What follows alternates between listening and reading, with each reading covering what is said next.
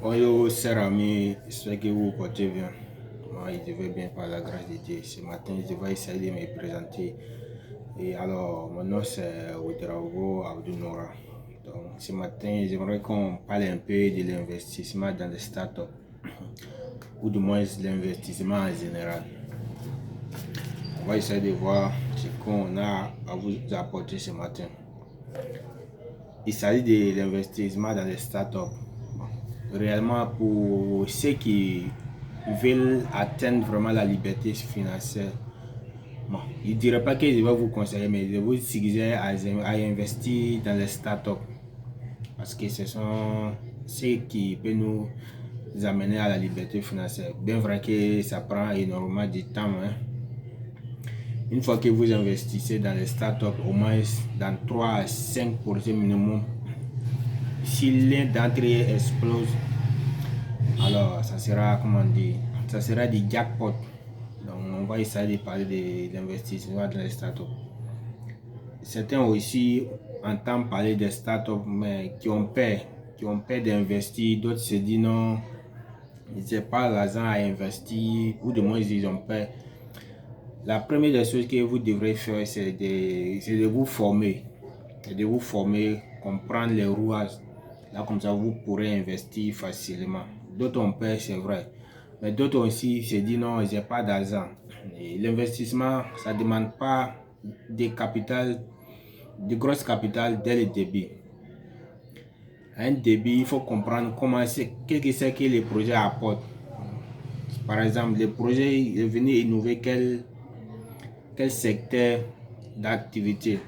Dès lors qu'on comprend ça, maintenant, on peut investir en fonction de nos moyens. Pas forcément des milliers de... Il faut avoir des milliers de dollars avant d'investir. Même avec 100 dollars, 200 dollars, 500 dollars, vous pouvez investir.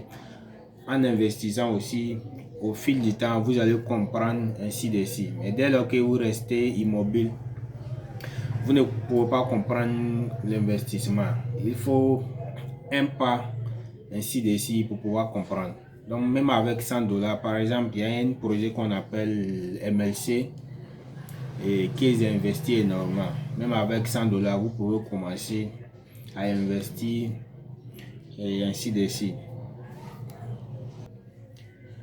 Certains veulent atteindre la liberté financière, mais ces gens-là n'essayent pas de prendre des risques. Je ne suis pas en train de dire il faut prendre des risques, mais il faut prendre des risques calculés, des risques modérés.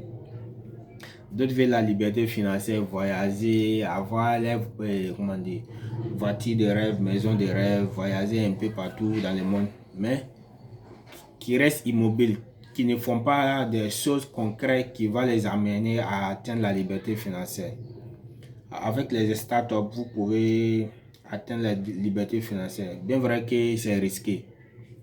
C'est risqué, mais le risque est minime.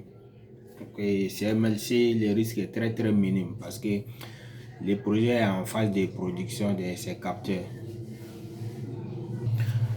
Parlons des risques. Ce n'est pas seulement les startups qui sont risquées. Les startups ne sont pas risquées parce que les risques sont un peu partout. Les risques sont un peu partout, que ce soit à la bourse, n'importe quelle activité, il y a des risques. Même pour faire l'élevage, l'agriculture, tout ce que vous pouvez imaginer comme activité, les risques sont là. Il n'y a pas de zéro risque. Donc, c'est à vous de choisir les domaines que vous voulez aventurer et puis vous former et puis c'est bon. Sinon, pour dire non, tel projet n'est pas risqué, je vais investir dedans, il n'y a pas de zéro risque. Là, ça il n'y en a pas. Et pour ceux qui sont ici aussi aisés, vous pouvez investir dans les startups et investir aussi à la BRVM, la bourse régionale des valeurs. Et là-bas aussi, on peut investir. Donc, c'est un peu ça. Pour ceux qui ont des questions concernant l'investissement, vous pouvez écrire vos questions, vos différentes questions en commentaire. On saura vous répondre.